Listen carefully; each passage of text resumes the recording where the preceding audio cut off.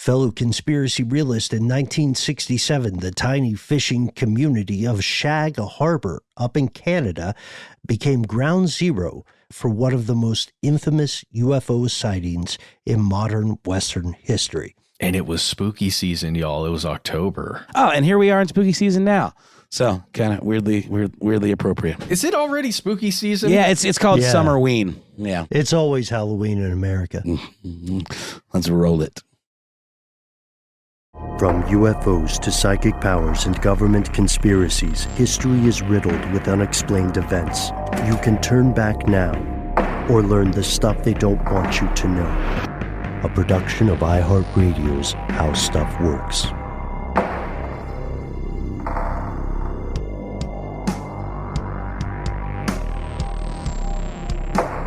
Welcome back to the show. My name is Matt. Noel is on adventures. They call me Ben. We're joined, as always, with our super producer, Paul, mission control Decant. Most importantly, you are here, and that makes this stuff they don't want you to know. This is what I'm pretty excited about, Matt. What about you? Yeah, it's been a minute since we've really gotten our unexplained phenomena, i.e., UFOs, unidentified flying objects, sometimes unidentified submerged objects. Mm-hmm. Any of those, we're into it. And we had a lot of people, a lot of our fellow listeners suggest this topic. So we picked one person that we wanted you to hear from directly. Hey, boys. I'm a big fan of your show, and I really enjoy all the episodes you do. I just had an idea for a great episode, and that's the mystery of the Shag Harbor incident. That was a huge UFO sighting seen by many, many people, actually relatives of personal friends of mine here in eastern Canada. Happened on the south shore of Nova Scotia back in the 1960s, and not far from Oak Island, right? Another awesome place of mystery. So apparently there was a pretty substantial RCMP investigation into that. And I think it would make for a great episode. Yes. Thank you, anonymous caller from East Canada, over there in Nova Scotia, or near Nova Scotia at least. Mm-hmm. Yeah, thank you so much. These are two fantastic ideas that have been on our mutual minds for some time. Oak Island is a story all its own, and we've done some videos on that before, right, Matt? Yeah, we have. I cannot recall if we've actually made a podcast episode, but we should if we haven't. Yeah, maybe buried treasure episode or something. Tantalizing story. Shag Harbor, however. Yeah. That's what we're going to look at today. It has been quite a while, old friend, since we did an episode on UFOs. I, for one, am, I'm still convinced that various governments are hiding some sort of advanced technology or another. And you, both of us, you especially, Fox Mulder style, still want to believe. Is that correct? Oh, very much true. Especially with something like the incident we're going to discuss today. Our caller said that, a bunch of people witnessed this thing. And it is true that I would say dozens of people did witness this at some point during the official incident. Mm-hmm. It's not a ton of people. It's not like it was over a large city and a bunch of, everyone had their cell phones or something. We're talking 1967. But enough people saw it that it wasn't just a trick of the light that, a captain on a ship saw, or, maybe a meteor that could be explained pretty easily. Or something funky on the horizon seen by a pilot. Exactly. There are more vantages to this than a lot of UFO sightings. This is one of the most well-documented UFO sightings in modern history, to be honest. They call it Canada's Roswell, and that's not an ironic name like Little John or something. Yeah. This really is one of the most historically significant, well-known and famous or infamous UFO sightings in Canadian history, if not the most famous. So we received tons of great episodes for specific UFO sightings. We get them a lot. This one we were curious about because if you're not from Canada and you don't spend much time thinking about UFOs, you probably have not heard of Shag Harbor. A lot of people who are ufologists in the United States may not have heard of this, but here are the facts. Shag Harbor is a tiny, tiny town, a village, really. And it is, as our caller said, on the southern shore of Nova Scotia. The population is somewhere between, it's under 500 people. It's 400, 450 people or so. And their big business is lobster, which I love this because lobster is amazing. But here where we're based in landlocked Atlanta, Georgia, you get what you pay for. Yeah. And just so you have an idea of where this is, if you do live in the United States, as do most of you out there listening, we know this. If you are in Portland, Maine, so if you're imagining Portland, Maine, way up there in the northeast section of the United States, and you essentially go east. It's not perfectly east because we live, on a globe, but if you look east on a map and you just travel that till you hit Nova Scotia, you essentially hit Shag Harbor, just to know exactly where you are. Because Nova Scotia is essentially a peninsula that comes down. It's close to an island, but it's a peninsula that comes down off of Canada up on the top there. On the eastern side, yeah. And this fishing community, right? Most of their business in the fishing industry takes place from November to May. That's going to be important for the story as it unfolds. On a side note, I just checked downstairs at one of the only places that does sell lobster rolls here in the area. $24 for one. For like a small lobster roll, right? For just a regular lobster roll. And that's, of course, to get that lobster to Atlanta and then buy it in Ponce City Market. Oh, boy. Now, just saying it might be a little inflated. That's all. One day, Matt, maybe one day I'll treat myself to a lobster. You know what? I might just, at this point, maybe I should just fly to Maine or Nova Scotia. Let's look at Dave's Lobster in Halifax. Let's see if they've got a menu. I looked up some places in Shag Harbor. No way. I couldn't get the website for Captain Wayne's to work, but I'm interested. So if you're listening, you've ever been to Captain Wayne's in Shag Harbor, let me know what you think and let me know what I should order when I go there. Because after doing this research, I'm excited about taking a trip there one day. I'd like to go. That would be wonderful. We should definitely do that. And while we're there, we can check out the Chapel Hill Museum, Captain Wayne's, and some other restaurants, a few tourism sites. But what sort of tourism sites, you may ask? Well, a lot of people would probably go out there for fishing or maybe to try and catch their own lobster. Dude, that would be so cool. Some people may visit for the history of Chapel Hill, which is a historically significant site, but many people visit for a different reason. They visit Shag Harbor, you see, because they are convinced that human beings saw a UFO, not even a UFO, an extraterrestrial object in this town in the 1960s. Here's where it gets crazy. So let's get our primary sources for this right, and we'll go with the official story. And then we'll go with some speculation, and then we'll go with some analysis. That sounds great. I feel like I'm over-explaining it. That's very Alice in Wonderland, where the Hatter says, start at the beginning, go through the middle, and when you get to the end, stop. Now, signposts, in my opinion, are actually good. So let's keep with them. Okay. All right. Well, we've made a promise now, Matt, so we'll have to try to keep our story straight, which is a problem in the Shag Harbor tale as well. Our primary sources for contemporary reports from the authorities and civilian witnesses come from a paper called the Halifax Chronicle Herald. And here's most of what we know. On Wednesday, October 4th, 1967, at around 11:20 p.m., multiple witnesses claimed to see the following. Some reported a row of lights on a craft that was roughly 60 feet long. Now, that's, of course, an approximation, but that was used several times, 60 feet long. And this row of lights on whatever this thing was, the lights at least, because a lot of people couldn't, at least several of the reports couldn't see an object. They just saw the lights because of the distance they were away. but the lights descended down and there was some kind of noise that was emanating from whatever this was it was reported as like a whistle sometimes as a whooshing sound. And it was almost like it was akin to, at least some of them said, a bomb falling, or like in a movie, you would hear a bomb. Like, pew!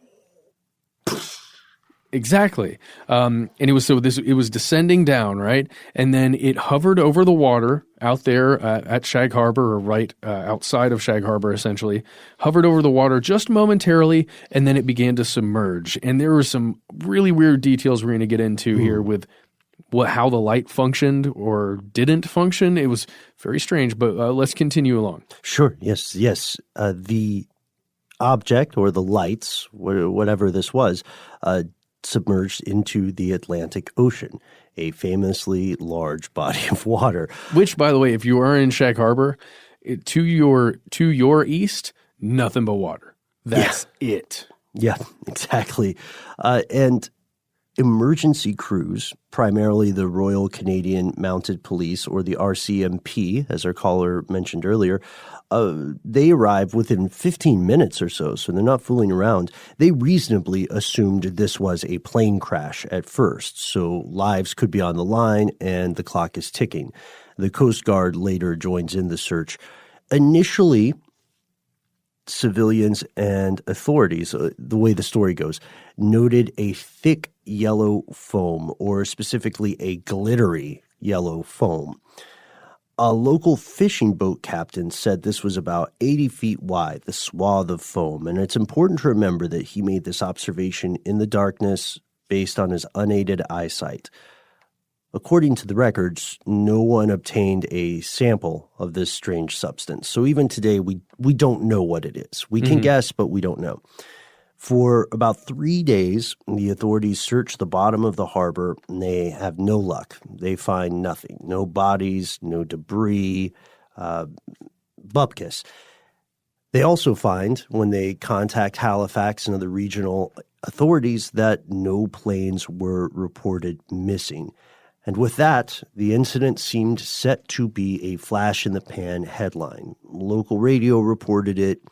The Chronicle Herald reported it.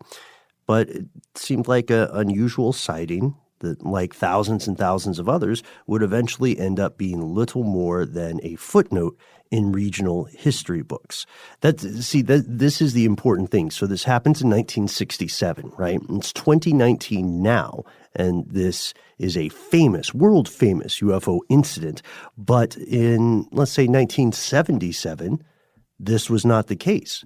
Something happened between 67 and today that changed the way the public thinks about this specific night in October.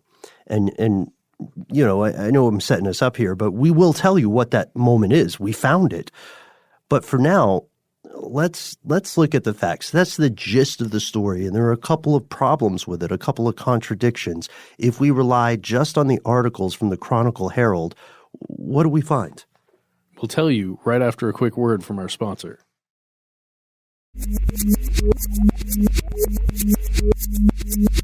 Well, if we do rely on those Chronicle Herald articles and we just say that that's all we're going to use, we're going to find a couple of things. First is that 4 teenagers said, and this is a claim, they saw 4 lights, not 3. They said that the lights were yellow or white. So we already hear, like, even amongst a group of people who were from the same vantage, saying they saw maybe slightly different things. They confirmed the lights were descending, coming down from the sky. One of the 4 kids said the lights appeared to turn off and on or blink in some way. Another kid said that he heard the aforementioned whistling noise, some sound. So again, one of the 4 witnesses said, I heard it emitting some kind of sound, but the other kids, the other 3, didn't mention anything about a sound until this other person mentioned it. Who knows if that's then some kind of confirmation bias or wanting to be correct if you missed it.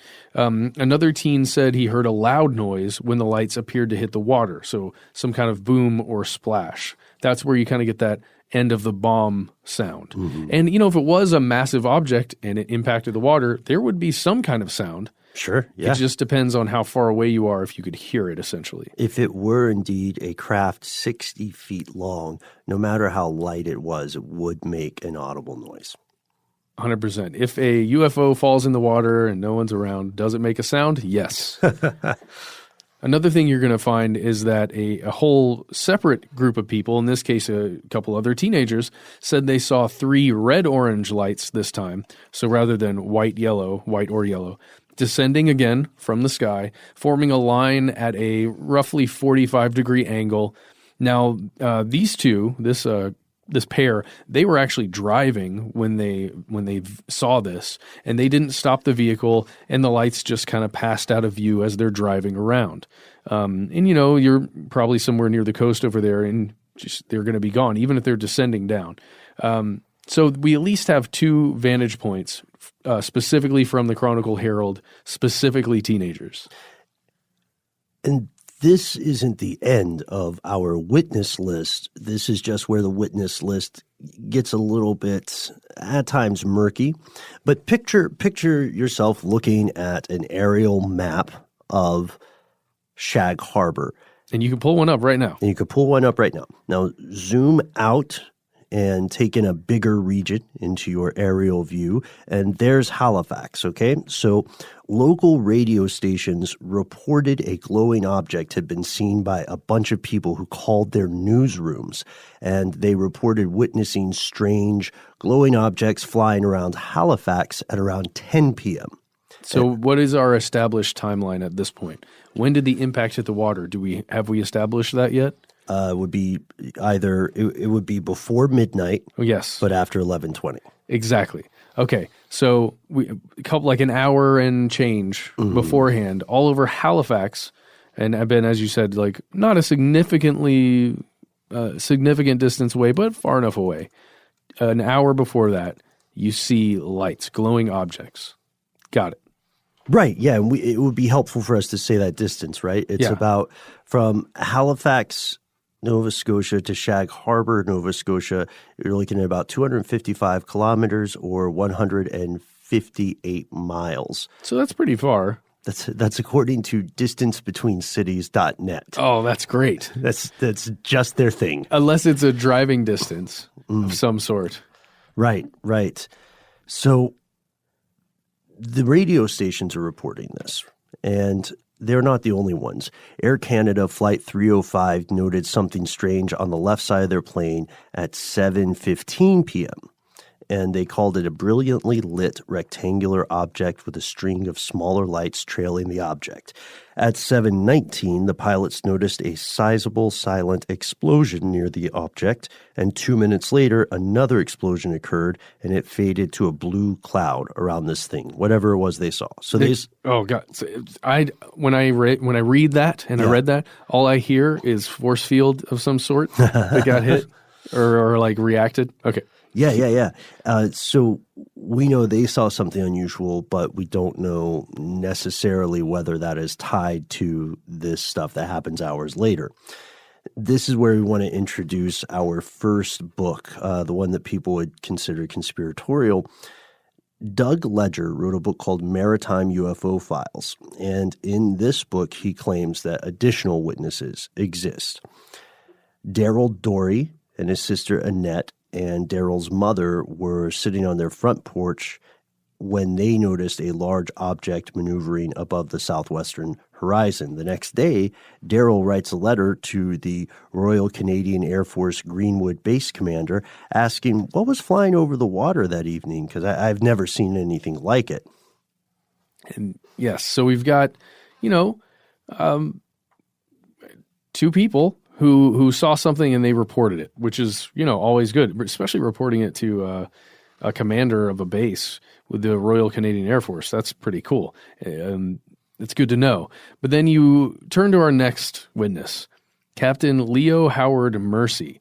Now, this gentleman, you can actually find a memo because he contacted the Royal Canadian Mounted Police and a report was taken on the 7th of October, 1967, and as pertaining to the 4th. But you can find a written report. And so, we're saying that this is taken from Maritime UFO Files by Doug Ledger, and it's true.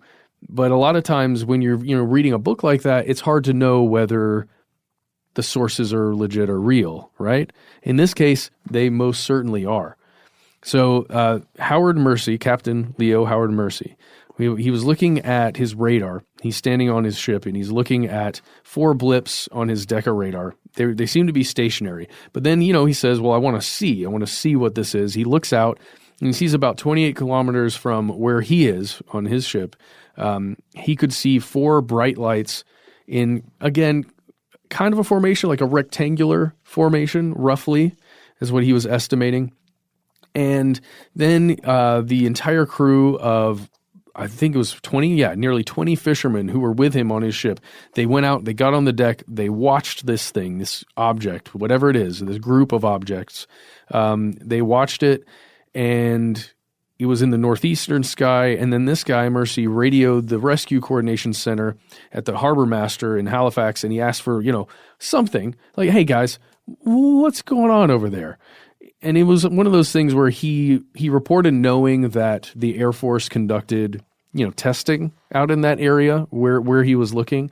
So he didn't necessarily think it was anything too off, at least according to the official memo and report, but he did think it was odd. So, he asked for an explanation.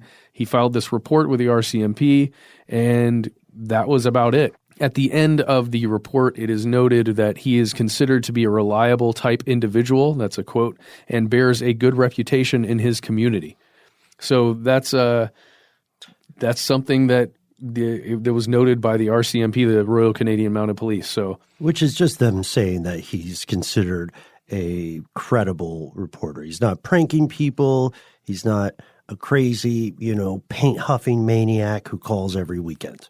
Yes, someone reliable saw this, whatever it was. So we have these additional witnesses, and there are a few more. But in cases like this, where there's something up in the sky that's not too far into the wee hours of the night, we know that there are almost certainly a bunch of witnesses who saw something and did not go to the trouble of writing to the Air Force station. Yes. Because that's a lot of work. So let's go to their initial ideas. Initially, oddly enough, most people are not thinking in terms of anything other than mundane activities, tragedies, meteorological phenomenon. So they first assume, well, maybe this is a boat, got to search that. Maybe this is a plane, got to search for that. Well, and the plane and or boat makes a lot of sense depending on the color of the lights that they saw and if they were flashing or at least on and off in some kind of repeating pattern. Right. That could be a distress signal. And we did notice that in a few of the witnesses. True. That is true. Then they said, well, you know what else could fit this story? A distress flare. This is for people who are convinced that this was a craft, this feels like a stick in the mud answer, but there are some pretty compelling similarities. So first off, flare guns are standard on boats. Standard on boats, if there's a problem, you use a flare gun. After you fire a flare, have you ever fired a flare? I have. They're so cool. Yeah. After you fire a flare, then, there's a little bit of a delay before it burns. It varies, but it might start burning almost immediately after you shoot it off, or it might hit its arc and then start going downward and then ignite. But this idea with a flare gun inspired some of the more skeptical thinkers to say things like Brian Dunning said, whoosh, whoosh, is it outside the realm of possibility that someone was playing around with a flare gun at 11 at night after killing part of a six-pack? Whoosh, whoosh. Or a whole six-pack. Or a whole six-pack. You know what I mean? Because if you've been drinking, maybe shooting off a flare gun sounds like a cool thing to do. Yes, and just to put it out there, the way one of the big parts of this story that is so fascinating is how the light landed on top of the water for a little bit and then sunk into the water. Right, and one of the witnesses, I think in that group of 4 teenagers, one of the witnesses said a single light remained for a moment before it submerged or before it was put out by the water. So later on, and I mean like months or years later on, people proposed that the sighting could fit the description of something like a falling satellite, which is completely a possibility. 1967, completely a possibility that a satellite may have fallen. Especially if pieces of it are breaking apart as it's falling and you have multiple lights where fires are burning up pieces of it. Yeah, absolutely. As it enters the atmosphere. And then it could also be a meteoric fireball.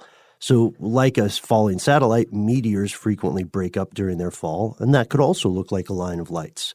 And depending on the angle of the viewer or your perspective as you're watching this, it could seem to be moving much more slowly than it actually is at kind of a low angle. So the big question immediately here is, did the story change? Here's the thing. After these reports were printed, primarily in the Chronicle Herald, but also in other papers of the time, people began to connect the dots and build what could have been interpreted as separate sightings into a single cohesive narrative. That is, there's nothing wrong with that. That's what people do. We find patterns, we connect dots. That's how our species got to where it is. So the crazy thing that we discovered here is that the foam and the lights were not initially connected. No one initially reported seeing the objects or lights leaving the foam, but people began saying that they saw the lights actually leave the foam behind. So before that point, the foam could have just been something weird that captain saw. So there we have it for now, this series of spooky lights, if we're going to use the technical term. But how do we get from spooky lights to UFOs? We'll explore that after a word from our sponsor.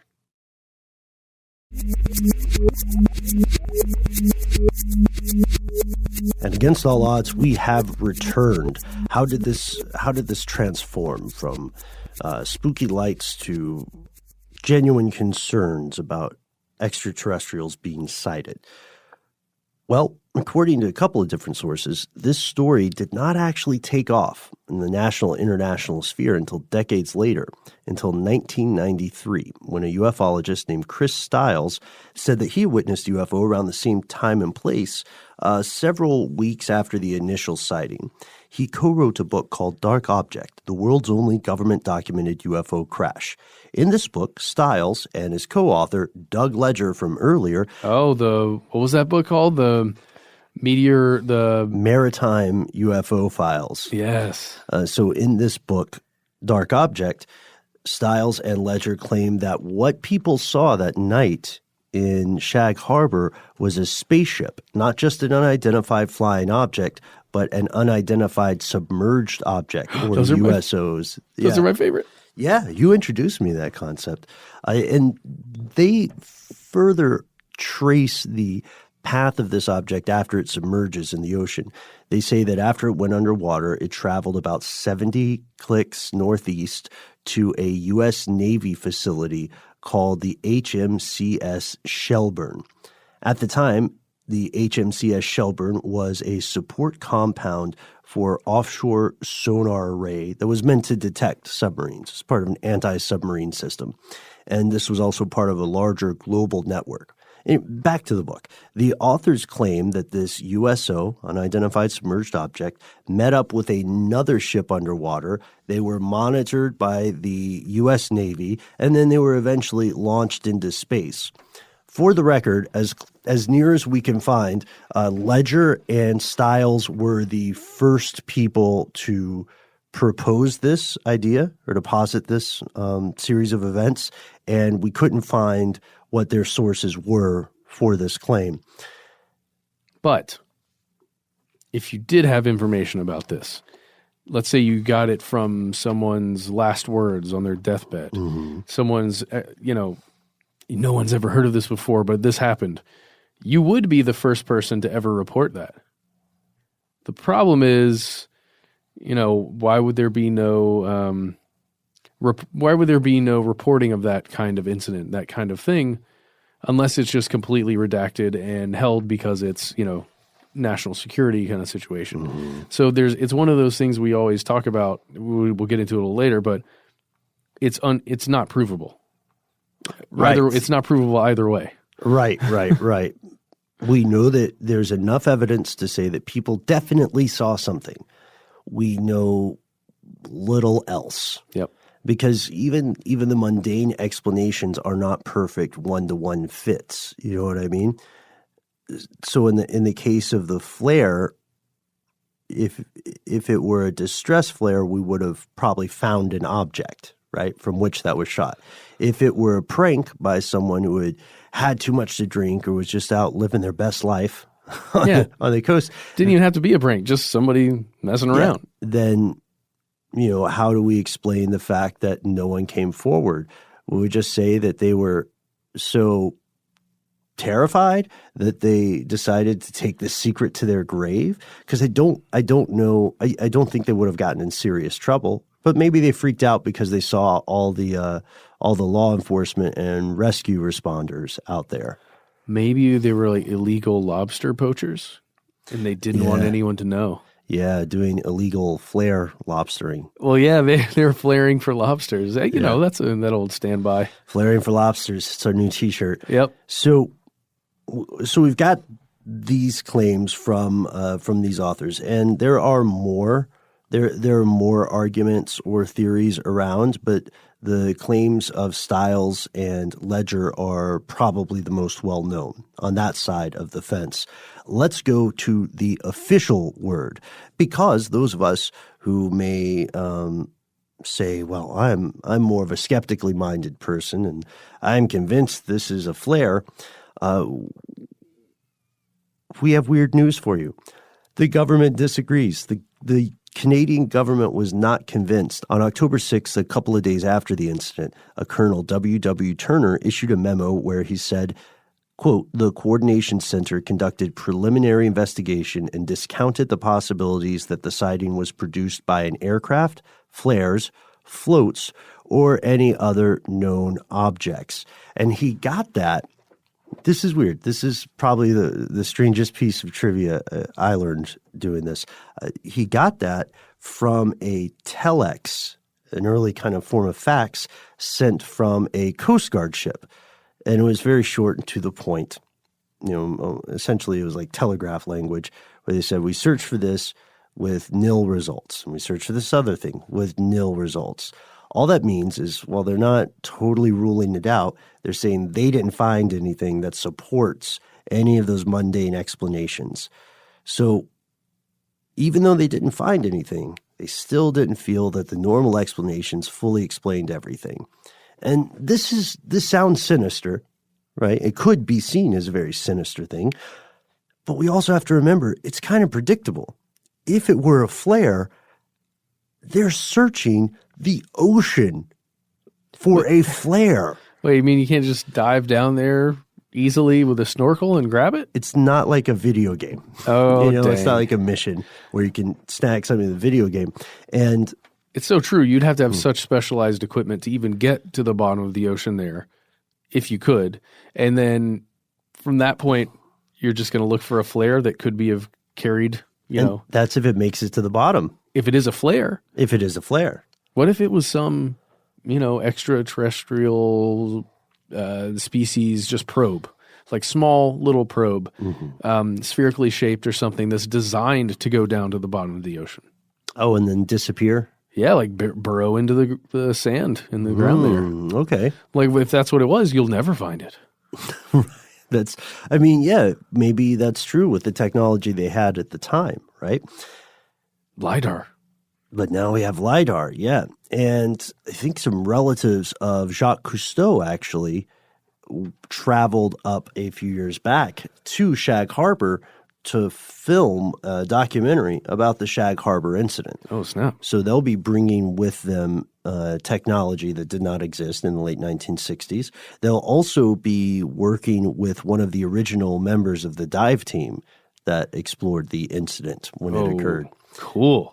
And this is where we're at now. This is pretty interesting because there are people who are convinced that this was an accident that got covered up, whether mundane or military or somehow beyond this world in nature. And then there are people who are convinced that this is an easily explainable thing that people may not necessarily want explained. Because, you see, today Shag Harbor remains a popular tourist destination for local UFO enthusiasts. When the weather's right, you can check out the UFO gazebo and picnic site, and you can look out onto the ocean to the spot where the object crashed. That's right. Did you say the name of it yet, that place? Oh, I just said the UFO gazebo and picnic. Well, it's specifically called, and you can find it on Google Maps, the Shag Harbor Incident Interpretive Center. It's a yellow building. I think it's still yellow. You can find it. There are phone numbers you can call to reach them, a fax number, and even an email address. Right. You can also, when you visit, find articles, documentaries, and memorabilia pertaining to the incident. Exactly. Just something you should know if you are going to go up there. This place specifically, the Shag Harbor UFO Center, it only operates from June 15th until September 30th. Mm-hmm. So if you're planning to go soon. You can also contact the Shag Harbor Incident Society, which collects and organizes information about this event. Neat bookending note here, they are headed by Lori Wickens, one of the teenagers who first sighted the object. Yeah. He also participated in the Cousteau documentary. He, by the way. Lori he. Is a he. So there's where we are, barring some new revelations or deathbed confessions. We want to know what you think. We do also want to point out that there is still a little bit of sketchy documentation on the side of the Canadian government. Let's let them summarize it themselves. Here's the conclusion from the Department of National Defense. The crashing of the unidentified flying object into Shag Harbor is still discussed today, with many articles appearing on the internet. There's no trace of the RCMP reports of the sighting in the files. The Department of National Defense has identified this sighting as unsolved, and the only documentation that exists in the files is a D&D memo. And we have that memo if you want to hear it. Well, then here it is. UFO report, Lower Wood Harbor, Nova Scotia.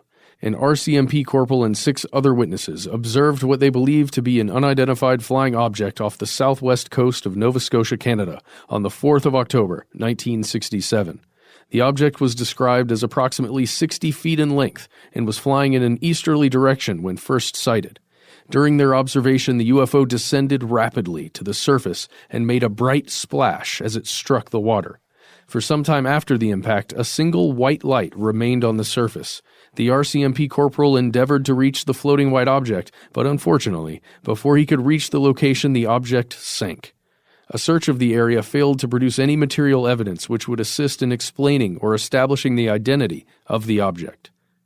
An underwater search conducted by divers from the Department of National Defense also failed to locate any tangible evidence which could be used to arrive at an explainable conclusion. So literally, what you said, Ben, it's unexplainable, and that's all we got. Right, so we can easily see why this is so intriguing and remains so intriguing, despite the fact that it is one of the better documented sightings or incidents. There's a surprisingly sparse amount of paperwork regarding it, and some of this came out only when the Canadian government declassified pages and pages and pages of files on unidentified flying objects reports. Now, we do have one pretty, I think, a pretty cool point that we have to make every time we do a UFO sighting episode. This is a UFO. Any unidentified flying object is, by virtue of being unidentified and in the air and an object, a UFO. That does not mean it was from Alpha Centauri or Mars or some place in the darkness between the stars. It just means that we have no real idea what it is, and even if we as a species have some good guesses, they are still only that. They are only guesses until some sort of hard proof exists. Also, on a personal note, I love that the Department of National Defense is abbreviated to D&D. Yes. And when I first read the original summarization quote, I had this image in my head that there was a file from a D&D game. Oh, it was just a game master? That the RCMP was playing. Like they were deep into it. Although I'm fairly certain D&D did not exist in the 1960s. Oh, and that fact, I forgot to mention, the telex. I never followed up with the weird fact I learned about telex. Okay, so telex or teleprinter is the original form of data transmission and was developed during World War II. It's supposed to be reliably secure over long distances. Now we have faxes, we have emails, we have faxes still for some reason, right? But unlike fax and email, telex has what's called full legal document status in every country in the world. So if you send something on telex, it matters. Yeah, with the fax, it's like, I don't know, I'm going to need a cover sheet. With telex, it's like, yeah, we got you. Right. So I thought that was weird because maybe that's the reason why it was so popular. But God, do you remember sending cover sheets with fax machines? Yeah. We used to do that in the old office. Yeah, we had to. It was very strange. We've been doing this a while, Ben. We have. We can technically still fax things. We could if we wanted to. Have you ever prank faxed people? Oh, no. I used to prank fax people at our old office. What? I don't know, man. Send something Marshall's way? Not in a mean way. Yeah. Not in a mean way. I would fax things like attention for your eyes only. The transmission will begin at 5:15 or something. Tell no one. Destroy this paper. It was brilliant. Like fax an optometrist or something. That is brilliant. Can you get in trouble for that? Probably. I hope the statute of limitations on prank faxing is pretty low. Somebody somewhere in an office is listening to this on their break or like while they're waiting, a dental hygienist waiting. And they're going, you son of a gun. Yeah, but I did fax people at 5:15 as well. See, there you go. Just enough time to get out the door with a little fun, a little light step. One time it was just like I tried to fax a picture of Christopher Walken, but you mainly fax text through a fax machine. So I don't know what they got. But yeah, that was I feel better, Matt. I feel like I have confessed my sins to you. Oh, well, hey, I love it. And now I want to do it. So if you have ever experienced an unidentified flying or submerged object or faxed anyone, an unidentified faxed object, yes, you can reach out to us. We would love to hear your stories. You can give us a call. We are 1-833 STDWYTK. Leave a message detailing what you've seen. You can, like one of our recent listeners, first called us and left a message or two, I believe, and then sent us several videos like showing what she experienced with some kind of object that she noticed. That was fantastic. Yeah, thank you for doing that. Yeah, thank you so much for sending that. You can do that, or you can just leave us a message telling us what happened one time or what you've experienced.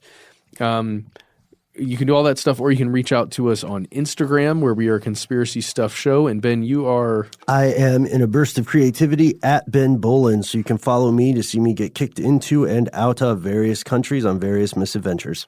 Perfection. Is there an HSW involved, or is it just no? Okay. No. I'm Matt Frederick HSW something. I don't know. Good luck. You'll never find it. Ha ha. And we have Embryonic Insider, which is Noel. And Paul is... What is it? Paul is at Applebee Revolutionary. Oh yeah, Applebee's... Was it the Applebee's Revolution? It's either. I think Applebee's Facts. Mission Control has several different Applebee's accounts. Okay. Which I'm surprised that he finds time for all of them. You're just going to have to search around and find it. I can't remember. And it was a really complicated name. Yeah. You have to earn that one. Yeah. In the meantime, while you're on the internet, if you want to check out our favorite part of the show, your fellow listeners, hop on over to Here's Where It Gets Crazy, our Facebook page. where you can see, you can see a ton of different ideas, some pretty high tier memes. But then one thing I think that a lot of us enjoy about the page is some in-depth conversation about things. Specifically about stuff we've covered on the show. We'll get into discussion about what something truly meant, or like an extra piece of evidence that maybe we didn't see or something. It's really great. You should definitely go there. And that's our classic episode for this evening. We can't wait to hear your thoughts. We try to be easy to find online. Find us at the handle Conspiracy Stuff, where we exist on Facebook, X, and YouTube. On Instagram and TikTok, we're Conspiracy Stuff Show. Call our number. It's 1-833-STDWYTK. Leave a voicemail. And if you have more to say, we can't wait to hear from you at our good old-fashioned email address, where we are conspiracy@iHeartRadio.com. Stuff They Don't Want You to Know is a production of iHeartRadio. For more podcasts from iHeartRadio, visit the iHeartRadio app, Apple Podcasts, or wherever you listen to your favorite shows.